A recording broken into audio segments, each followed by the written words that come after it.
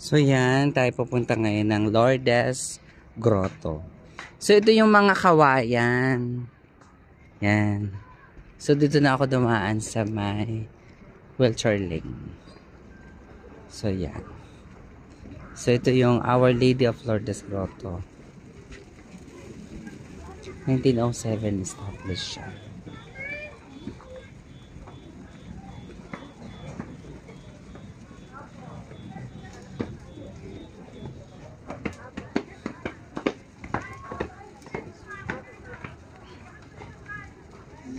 Sige po ba? Okay po.